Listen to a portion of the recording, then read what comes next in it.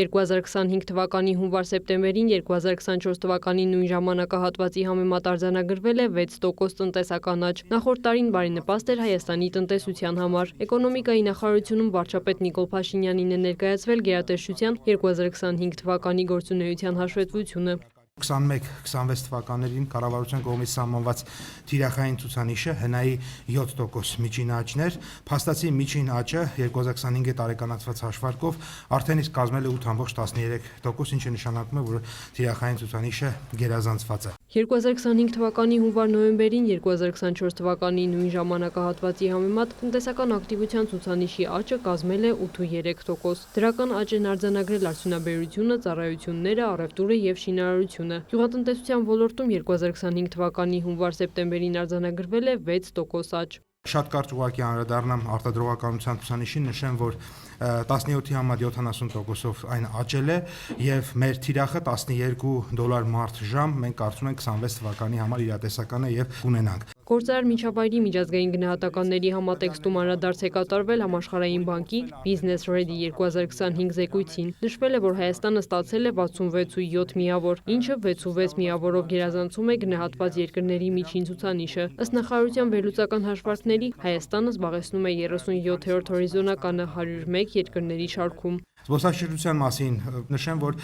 մեր կատարողականը եղել է 97.2% եւ մեր տարեկան պլանը ու ճշտված պլանը գրեթե նույնական են եղել։ Նախարարը ներկայացրել է թվայնացման ուղղությամբ իրականացված աշխատանքները։ Համակարգում գործում են մի շարք էլեկտրոնային հարթակներ, ստանդարտացման փաստաթղթերի վաճառք, չափման միավորների ստուգաչափման համակարգ, անիպաս տեղեկատվական համակարգ, հավատարմագրման եւ համապատասխանության գնահատման ռեեստր, ինչպես նաեւ մտավոր սեփականության հայտերի էլեկտրոնային ընդունման համակարգեր։ Այսօրվա ծրագիրը մասնակի է թվայնացված եւ ինտեգրումներ չկան, այլ համակարգերի հետ սահմանափակ վերլուծություն եւ վերջում վկայագիրը տրամադրվում է թղթային։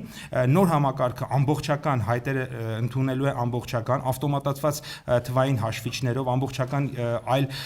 համակարգերի հետ ինտեգրված է լինելու, օրինակ մաքսային, ուրեմն համակարգի միջազգային կազմակերպությունների հետ ինտեգրված է լինելու, արդիականացված ընդայնված որոնման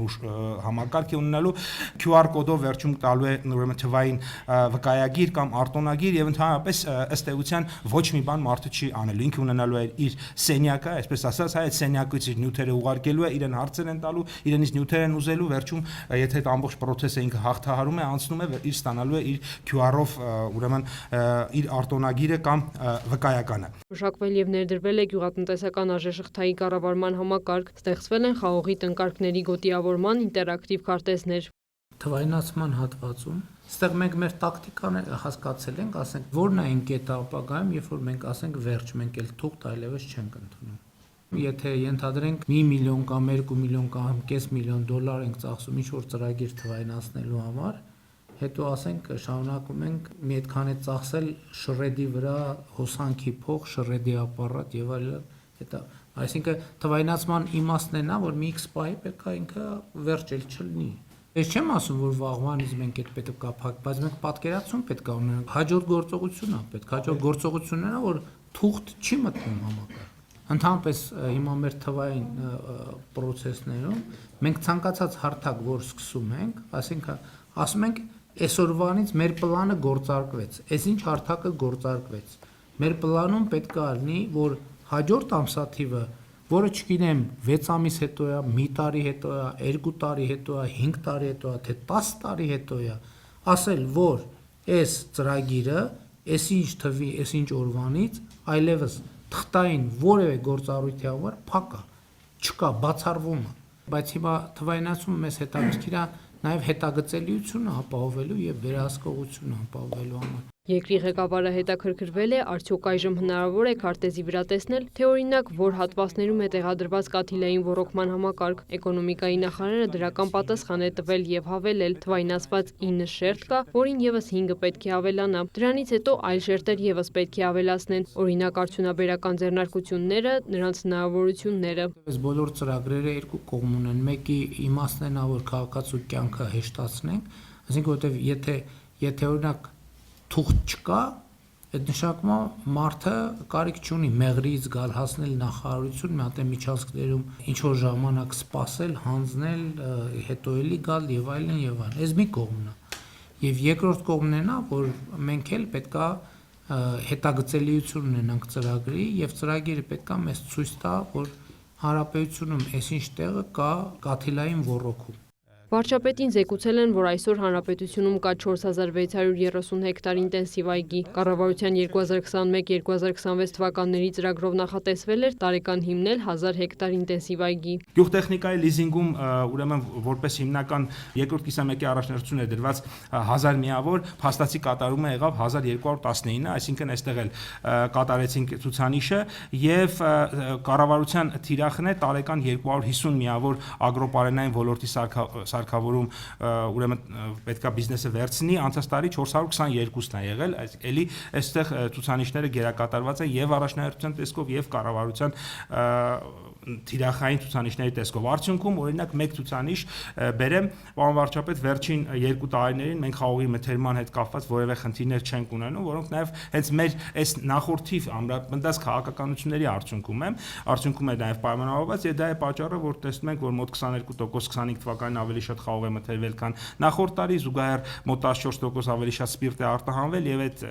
խնդիրները, որոնք քաղաքական եւ սոցիալական մշտապես եղել են, չկային։ Արտադրողականության խթանման ծրագրի մեկնարկից մինչև 2025 թվականի ավարտը վարկային եւ լիզինգային պորտֆելը կազմել է շուրջ 439 միլիարդ դրամ։ Շահառուների թիվը 4976 է, կնքված պայմանագրերը 8841, իսկ ձեռք բերված մեքենասարքավորումները 13660 միավոր։ Միայն 2025 թվականին սուբսիդավորված գումարը կազմել է շուրջ 22.9 միլիարդ դրամ։ Սպանդանոցային մորթի կազմակերպման կառավարության աջակցության ծրագրից օգտվել է 2 ընկերություն։ Վարչապետը կարևոր է համարել սպանդանոցային մորթի խստացման եւ խթանմանը միտված քաղաքականությունը։ Պետք է շարունակել նախ գնալ տենալ այդ երկու ընկերությունները ինչի են օգտվում։